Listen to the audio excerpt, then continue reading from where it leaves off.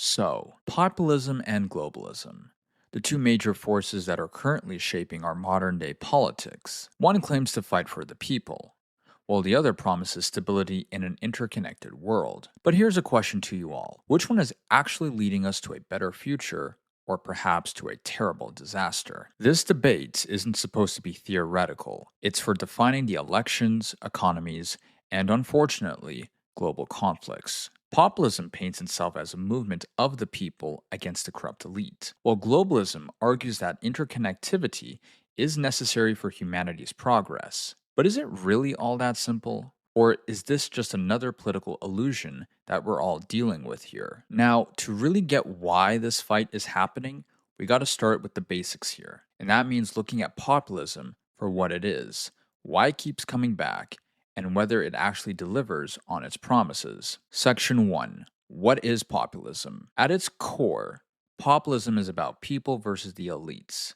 But who are these elites? Politicians, corporations, the media? Well, within the right wing populism, figures like Trump, Le Pen, and Orban, who all emphasize national identity, sovereignty, and immigration control. Meanwhile, left wing populism, with figures like Bernie Sanders, as an example, primarily focus on economic justice, wealth redistribution, and corporate power. Populism thrives during political problems, conflicts, and economic crises. Look at the 1930s. Economic collapse fueled populist movements everywhere, including Europe, as we all know. In the 2010s, and even now, you have Trump and the AfD party, which all rode the wave of dissatisfaction with globalization, are perfect examples on how we should be looking at what populism looks like currently. So, with populism, I see it as a concept about the people and for the people, focusing on the population's concerns, especially in the areas I mentioned earlier. But when those in power make promises or use populist rhetoric, it doesn't always mean they will actually enact those policies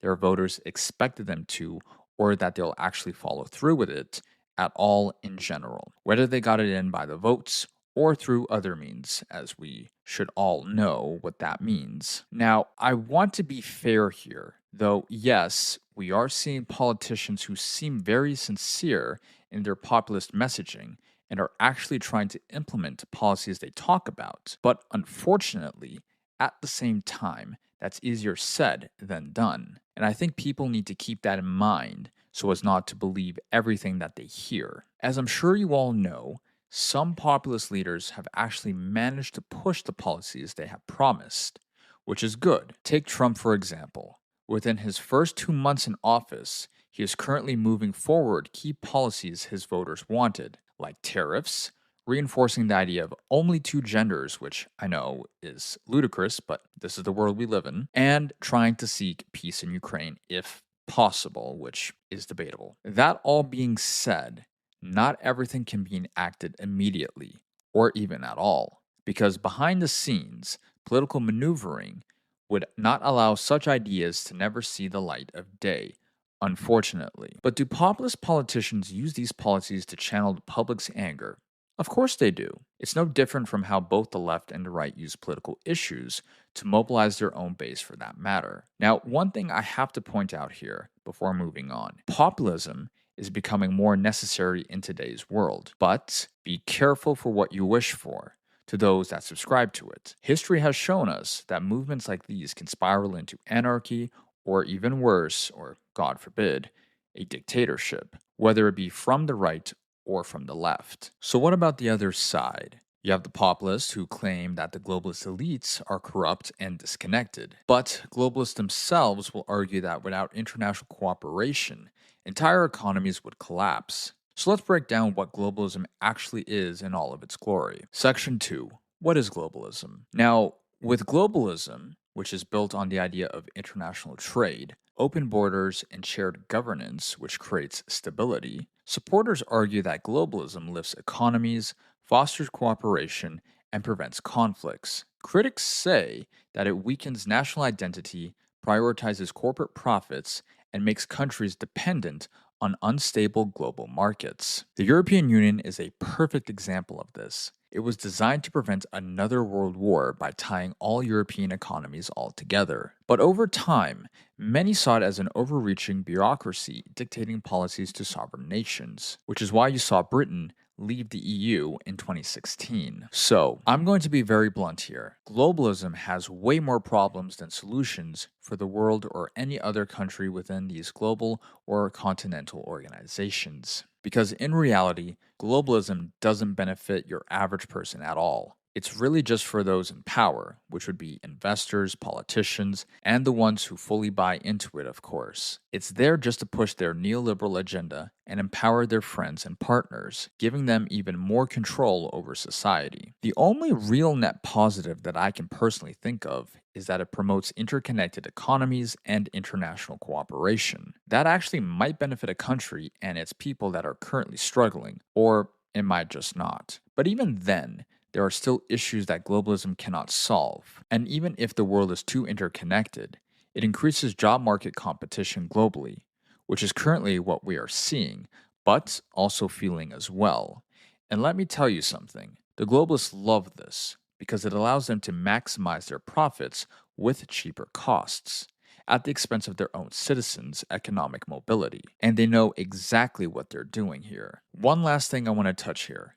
Globalism's grip on institutions, the media, and governments. Through them, they push narratives that are completely fake, shaping our public perceptions to fit their own goals or agendas. It's basically a bureaucratic and oligarchic dual system by design, which at this point shouldn't surprise anyone with a working brain. They don't see us as free people, just as replaceable cogs in an NPC controlled society, easily swapped out and forgotten. Meanwhile, they elevate themselves, feeding their own egos with the idea that they're gods, leading humanity toward their own vision of a better future, which they're not at all, if we are being real here. Now that we have gotten over two competing visions, populism says protect the people, take back control, while globalism says cooperate, integrate, and progress. But these two ideologies aren't just different, they are directly clashing in real world events. Section 3 The Clash. Why are populism and globalism in conflict? We know that populists argue that globalism erodes national sovereignty and allows unaccountable elites to control policies. They say open borders, free trade,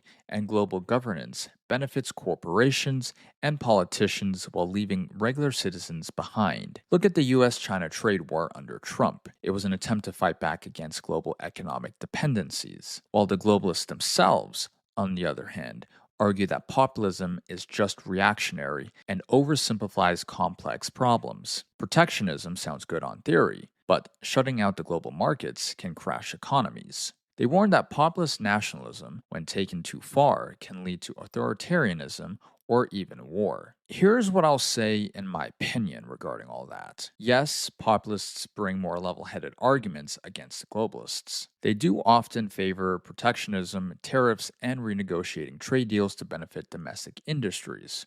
No doubt. They're very pragmatic when recognizing how institutions undermine nations' economy or national sovereignty, along with its recognized borders, of course. So, yes, they're right about who's to blame for these issues. But like any rising political opposition to globalism, internal disputes and divisions can easily break it apart, as we're currently seeing with the British Reform Party as an example. However, there's another angle most people don't think about. Some populist parties or movements can be, or already are, bought out by globalists themselves. This makes their true goals seem either fake or meaningless when it comes to real change that the people of that country demanded or even voted for. That's something people should pay attention to when a rising political party uses populist rhetoric to gain votes and push policies that feed off the public's anger. And that anger, whether it be sovereignty, national interests, or something else, can create so-called lifetime presidents,